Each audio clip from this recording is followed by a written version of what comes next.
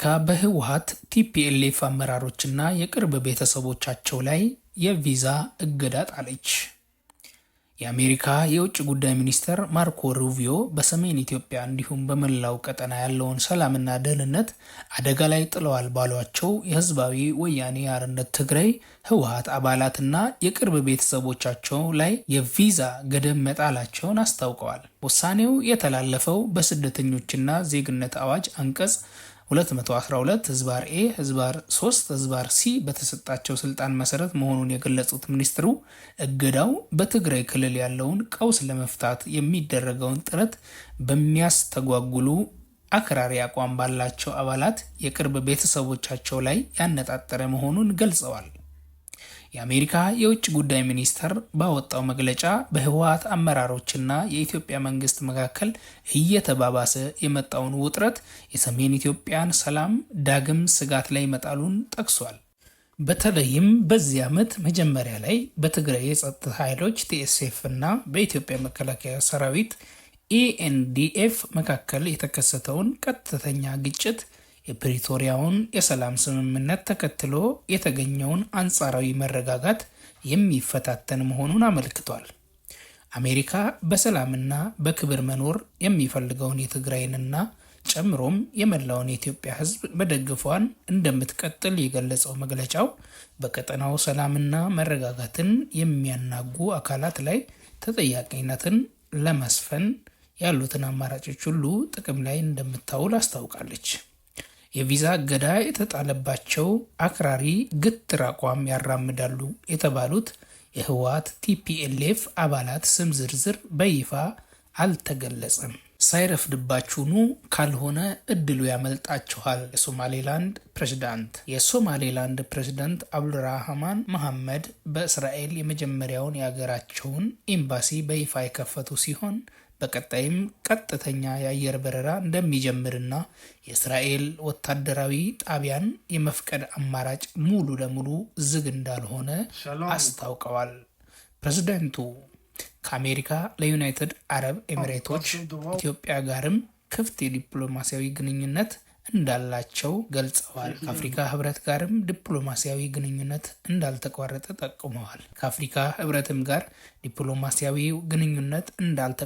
ጠቁመዋል። ፕሬዝዳንቱ ሌሎች አገራት የሶማሌላንድ ነጻነት እንዲቀበሉ ጥሪ ያቀረቡ ሲሆን ያሉትን የንግድና የኢንቨስትመንት እድሎችን ቀድመው እንዲጠቀሙ ጥሪ አቅርበዋል። ዘግይተው ከመጡ አሁን ያሉትን ታላቅ እድል የንግድ የኢንቨስትመንትና የትብብር እድሎችን ያጣሉ።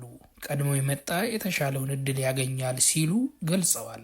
በሱቆችም ሆነ በአፓርታማዎች አካባቢ ጥበቃችሁን አጠናክሩ፣ ከፖሊስ ጋርም በጋራ ስሩ የአዲስ አበባ ፖሊስ ገልጸዋል። በቡድን በመደራጀት አፓርታማዎችንና የስልክ መሸጫ ሱቆችን በተመሳሳይ ቁልፍ በመክፈት በርካታ ንብረቶችን በመስረቅና በመግዛት የተጠረጠሩ 9 ግለሰቦች በቁጥጥር ስር መዋላቸውን የአዲስ አበባ ፖሊስ ጠቅላይ ዋና መምሪያ አስታውቋል። ተጠርጣሪዎቹ በቡድን በመደራጀት የሞባይል ስልክ መሸጫ ሱቅና አፓርታማዎችን በተመሳሳይ ቁልፍ በመክፈት ከ100 በላይ ስማርት ስልኮችንና ሌሎች ንብረቶችን በመስረቅ ነው የተጠረጠሩት።